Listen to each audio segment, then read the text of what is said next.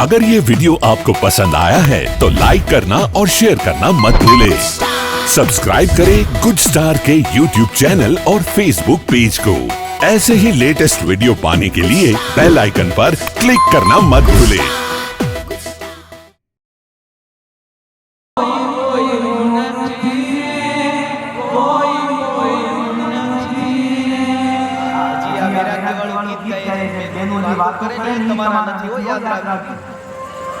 તમે જેના જોડે વાતો કરો ની પાછા કોઈ તમારા નથી એટલે તમે લે મને એવું લાગ્યું કે તમે અરે તમે આ સ્વીકારી લે એટલા માટે તમે આવે બધું ઊભા થઈ ગયા છે ની પાછા કોઈ કોઈનું ની પાછા સ્વીકારજો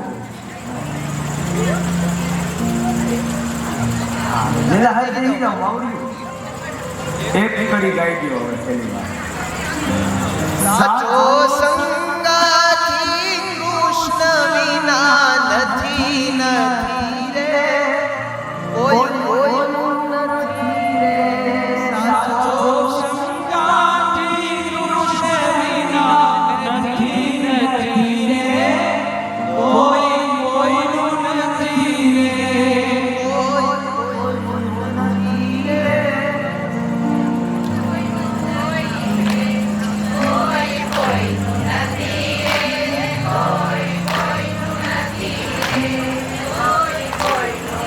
જે લોકો પાડી મળે ને એના બાજુવાળાનો ખાવ જે લોકો મોગાઈ ને એના બાજુવાળાનો ખાવ મોગાઈ ને એને ઓલા બાજુવાળો મારજો એક એને પાછા કેજો એલા તારે નો જીવું કાઈ નહીં પણ તું તાળી પાડ ને તું ગા નહીતર મારે જવું પડશે કોઈ કોઈનું નથી રે બધાના હક ના મરે બધા મથી રે કોઈ બધા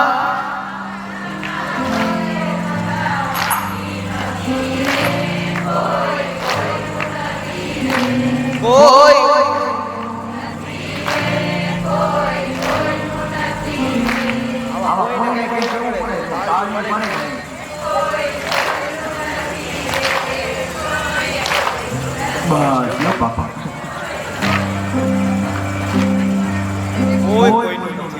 જો જીવનમાં ઉતારજો એટલે ગાયનું સાર્થક થાય અને તમે લોકો રાસલીમાં ઈ સાર્થક થાય દાદી સંસાર અંદર આપણે શું કરો ધર્મ સતતમ જે લોક દાદી અરે આ લોક તમને તમે ચેજી દી દાદી તમે આયા એ નાશવંત છે અને જા ગોકળજી મહારાજને આપેલો બોધ આત્મદેવજી મહારાજને લાગી ગયો આત્મદેવજી મહારાજ નીકળી ગયા એક વાર તો ગોકળજી મહારાજ પણ હવે નીકળી પડ્યા અને ત્યારે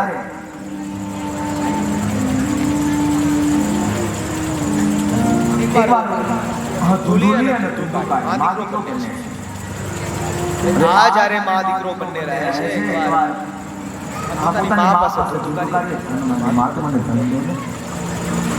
ધન માંગે છે એટલે માએ કીધું બેટા અરે આજ સુધી તો તારા પિતાજી હતા એટલા માટે મારી પાસે બહુ ઘણું બધું ધન ભેગું રહેતું અને મારી પાસે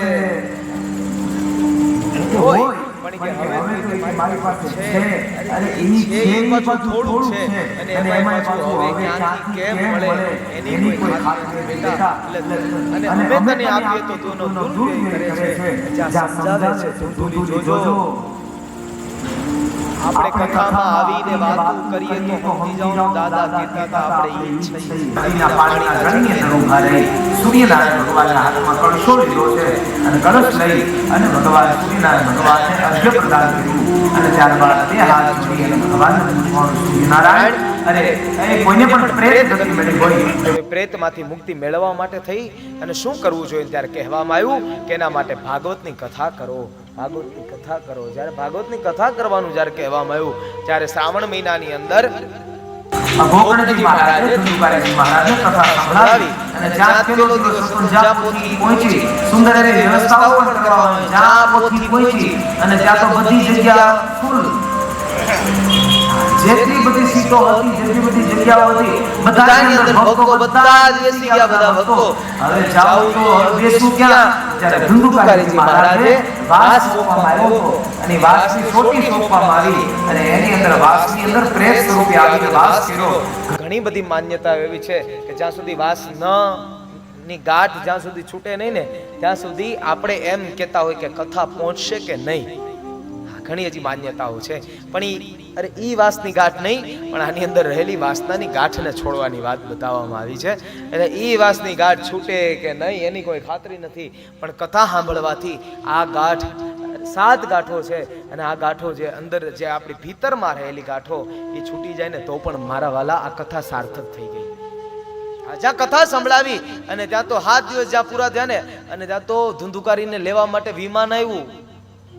ધુંધુકારીજી મહારાજને લેવા માટે વિમાન આવ્યું. બીજા બધા ભક્તો પણ આવ્યા કે અરે અમે પણ કથા સાંભળી અમને લેવા માટે કેમ નહીં. અને ત્યારે ગોકર્ણજી મહારાજ ને એ બધા કહેવા લાગ્યા કે એ ધુંધુકારીજી મહારાજે સાંભળી છે પણ ઈ ચાલુ કથામાં બેઠા બેઠા વાતો નહોતા કરતા એટલા માટે એને આવ્યું વિમાન. આમાં કેટલાને ભરોસો છે? હાલો, આમાં કેટલાને ભરોસો છે કે આપણે કથા સાંભળશું વિમાન આવશે લેવા? બધા લોકો આંગળી ઊંચી કરો તો મને છે, અમુકને ભરોસો જ નથી. કારણ કે એની આપણે કથા શ્રવણ વિધિ એને ખબર હોય ને કે આપણે કઈ એવું કઈ કર્યું જ નથી. વિમાન આવે લેવા માટે અને વ્યાસપીઠેથી કહું તો હું કઈ ખોટું તો ન જ બોલતો, આવતું હોય તો જ કેતો હોઈશ ને. કેમ ભાઈ નથી આવતું છેલ્લે લેવા માટે વિમાન? એ તો તમે ના કેમ પાડો છો? છેલ્લે આવે જ છે ને, ભગવાનના દૂત આવે છે. અને ત્યારે આ બાર આ બધા જે લૌકિક એ બધું દેખાય છે ને બધું નો દેખાય, પછી એ બધું અલૌકિક દેખાય. અને ત્યારે મારો વાલો વિમાન લઈને આવે છે લેવા માટે. ધુંધુકારીજી મહારાજને લેવા માટે વિમાન આવે ત્યારે ગોકર્ણજી મહારાજ બધાએ ભક્તોને કહેવા મળ્યા હવે તમે મુમુક્ષુત્વની ભાવનાથી સાંભળો. અરે એને એક આસને બેસી કથા સાંભળી છે એટલા માટે વિમાન લેવા માટે થઈને આવ્યું. એને ચાલુ કથાની અંદર અરે કાંઈ પણ બીજા કોઈ વ્યક્તિને ખલલ ન પહોંચે એના માટે વ્યક્તિ ઊભો પણ ન થતો હોય. અને અહીંયા આયોજન કમિટીને એક લોકોને બાદ કરતાની સાથે એટલે જે અમારા ભાઈઓ છે આ બધાને બાદ કરતાની સાથે બીજા લોકો જે લોકો આપણે ઊભા થાય છે, વિક્ષેપ પડે છે એટલે એ લોકો ન થાય વિમાન નહીં આવે એમ. આ લોકોની માથે બિચારાને પ્રસંગ છે એટલે એ લોકોને તો ચાલુમાં ઊભું થવું પડે. એ લોકો ન થાય વિમાન નહીં આવે આ લોકો જવાબદારીઓ છે માથે એટલે એ લોકો અહીંયા કામ પૂરી થાય પછી ત્યાં કઈ ન હોય. એટલે એના માટેની કથા સાંભળી પણ કેવી સાંભળી તો કે મુમુક્ષત્વના ભાવની સાથે એક આસને બેસીને કથા સાંભળી. અને ત્યારે જ્યાં ધુંધુકારીને લેવા માટે વિમાનમાં બેઠા ને એટલે ધુંધુકારીજી મહારાજ જોર જોરથી મોટે મોટે સાદેથી કહેવા લાગ્યા ધન્ય ભગવતી વાર્તા પ્રેત પીડા વિનાશિની સપ્તાહોપી તથા ધન્ય કૃષ્ણ લોક ફલ. અરે ધન્ય છે ભાગવતની કથાને, ધન્ય છે. શા માટે? અરે તો કે મારા જેવા અધમ લોકોને પણ તારી દે છે, મારા જેવા જે અધમ લોકોને તારી દે છે. પણ એના માટે છે ઔષધિ પીવો. પણ સવારની કથા શરૂઆત કરી હતી ત્યારે મેં કીધું હતું કે એના માટે દર્દીને જિજ્ઞાસા હોવી જોઈએ કે આ રોગને મટાડવો. આમે ડોક્ટર એવો હોવો જોઈએ. એટલે શ્રોતાને હોતા બનેલા નિયમો બતાવ્યા છે. આ ભાગવત કથા કેવાળો વક્તા કેવો હોવો જોઈએ. અને ત્યારે કહે છે વિરક્તો વૈષ્ણવો વિપ્રો વેદ શાસ્ત્ર વિશુદ્ધિકૃ દ્રષ્ટાંત કુશલો ધીરો વક્તા કાર્યોતિની. ભાગવતને ગાવા વાળો વક્તા એક તો પેલા વિરક્તો હોવો જોઈએ, આસક્તિ વિનાનો, એની અંદર વૈરાગ્યનો ભાવ હોવો જોઈએ. કોઈ એક વ્યક્તિને લક્ષ્યમાં રાખીને નહીં પણ ઘણા બધા વ્યક્તિઓને લક્ષ્યમાં રાખીને કથા કરવો જોઈએ. આમાંથી ઘણા લોકો એવા હોય એને શ્લોક જ ગમતા હોય, ઘણા લોકો એવા હોય એને કીર્તન જ ગમતા હોય, ઘણા લોકો એવા હોય કે જેને ઉદાહરણમાં જ રસ હોય, ઘણા લોકો એવા હોય જેને કથામાં જ રસ હોય. પણ બધાને એક હરખું માપમાં દેવાનું અને એવો આગ્રહ રાખીને કથા કહેવો જોઈએ. કોઈ વ્યક્તિને લક્ષ્યમાં રાખી નહીં પણ બધા વ્યક્તિને લક્ષ્યમાં રાખીને કથા કહેતો હોય. વક્તાની દ્રષ્ટિ ધીર ગંભીર હોવી જોઈએ, વિશાળતા હોવી જોઈએ. અને એમાંય પાછો વિપ્ર યાની બ્રાહ્મણ, ભાગવત કથાનો વક્તા બ્રાહ્મણ હોવો જોઈએ. ભાગવત કથાને ગાવા વાળો વૈષ્ણવ હોવો જોઈએ. સાંપ્રદાયિક કોઈ વૈષ્ણવની વાત નથી કરતો, પણ એટલું યાદ રાખજો, જેમ આપણે કહીએ છીએ ને, પર દુખે ઉપકાર કરે તો એ પર દુખે ઉપકાર કરે મન અભિમાન નયાણે રે વૈષ્ણવ એ વૈષ્ણવની વાત છે કે જે બીજાનું દુઃખને જોઈને જે પોતે દ્રવિત થઈ જાય, એટલે આવો વૈષ્ણવ. હા, કોઈ વૈષ્ણવ કોઈ સાંપ્રદાયિક કોઈ વૈષ્ણવની વાત નથી, પણ વૈષ્ણવ એ વૈષ્ણવ. એટલે આવો વક્તા હોવો જોઈએ કે જે દ્રષ્ટાંત દેવામાં કુશળ હોવો જોઈએ. જ્યાં એવું લાગે કે આ વાત નહીં સમજાય તો ત્યાં દ્રષ્ટાંત દઈને સમજાવી દે, આવો વક્તા શોધવો જોઈએ. એના માટે થઈ અને પાછા સામે શ્રોતાએ શું કરવું જોઈએ? અરે તો કે હવે તમારા માટે આવ્યું, યાદ રાખજો. કામમ ક્રોધમ મદમ માનમ મત્સરમ લોભમેવ ચ દંભમ મોહમ તથા દ્વેષ ધુરેશ. શ્રોતા કેવો હોવો જોઈએ ત્યારે કહે છે શ્રવણ દરમિયાન કામ ક્રોધ લોભ મદ મત્સર અભિમાન ઈર્ષા બધું બહાર રાખીને આવવો જોઈએ. ઈ કથામાં આવે અને એને જ્યાં જગ્યા મળે ત્યાં બેસી જવો જોઈએ. ઈ કથામાં આવે એટલે ઈ પેલા એ અહીંયા આવી ગયો હોય, વક્તા ન આવે એ પેલા 5-10 મિનિટ પેલા એને આવી જવું જોઈએ, અને વક્તા ન જાય પછી પોતાની સ્થાનને છોડવું જોઈએ. આવી રીતના શ્રોતાઓના નિયમ પણ બતાવવાના એવા છે શાસ્ત્રમાં. તો બની શકે તો 7 દિવસ માટે ખાલી ઘી જ પીવું જોઈએ. 7 દિવસ માટે ખાલી ઘી જ પીવું જોઈએ. આપણા ઋષિઓ તો એમ કહેતા, ઋણમ કૃત્વા ઘૃતમ પીબેત. ઋણમ કૃત્વા ઘૃતમ પીબેત, માથે ઋણ કરીને ચોખા ઘીના લાડવા ખાવ, કારણ કે દેણું ભરાઈ જશે, કાયા હારી હોવી જોઈએ.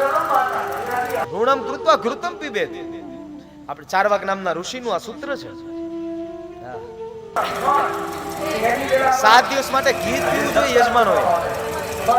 બીજા બધા જે લોકો કથા સાંભળે એને અહીંયા રાજકોટનું ઘી પાછું પ્રખ્યાત છે, એટલે એને પાછું ગમે ત્યાંથી જ્યાં મળે અહીંયા જે હોય પાછું અહીંયા બહાર જઈને તમારા બધા નિયમ પાછા ચાલુ કરવા.